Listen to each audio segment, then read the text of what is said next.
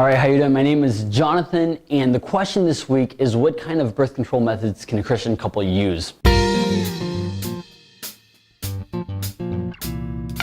Now, I'm no expert, I'm no gynecologist. I've just read a little bit on the subject, and so hopefully this will give you a little bit to think about, but it's definitely not going to be extensive. Obviously, there's a continuum between abortive and non-abortive. So the non-abortive side are things like condoms, are things like just waiting during the fertile days of the woman. And then the abortive is obviously stuff like the day after pill, or actually once you're a few weeks pregnant, going in and having a procedure done. But there's obviously a middle ground as well, where there's hormonal stuff like the pill or patches or injections. And the question is, well, can a Christian couple use those? And it's controversial because some people say, of course you can. I mean, it's just sperm and the egg, and it's definitely not a life yet. And there's other people that say life begins at conception, meaning the second that the egg and the sperm fuse, that's life. So the reality, it depends on your point of view. If your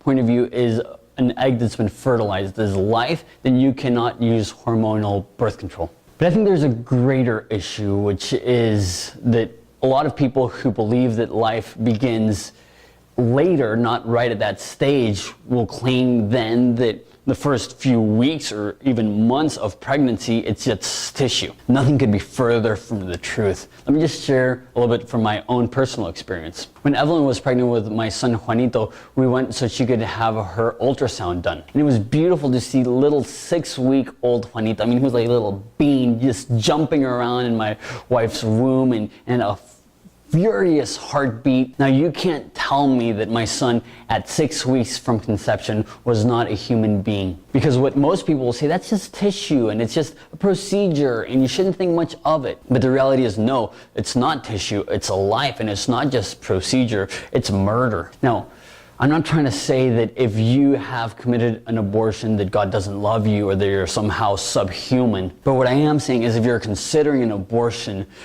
don't.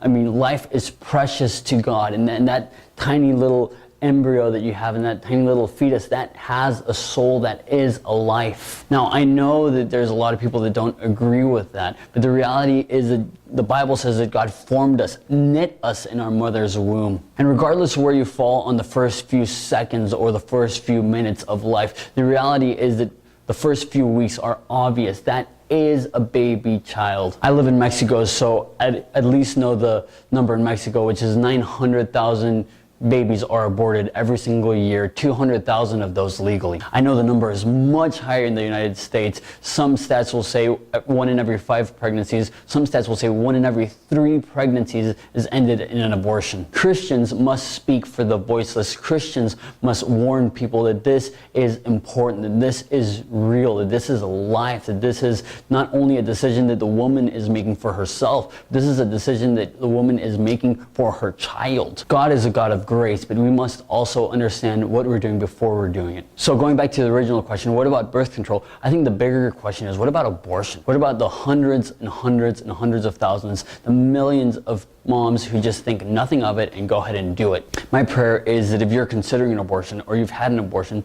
you would ask for help. That a lot of people made this mistake without even realizing what they were doing, and now they're emotionally gutted and devastated. We want to help. If you want to send us an email, we can hook you up with somebody maybe stateside who is a counselor. The fact is that this is about as heavy as it gets, this is about as real as it gets, and we need to be able to address it as such, as something that is not okay, something that needs to change, and something that we as Christians need to spearhead into really opening people's eyes to the terrors of abortion. So I know that this question ended on a really, really heavy note, but it's something that I believe with all my heart. But regardless, if you have any other questions that you would like to be answered, you can leave it in the comments down below. And it's always a privilege to answer these questions. God bless.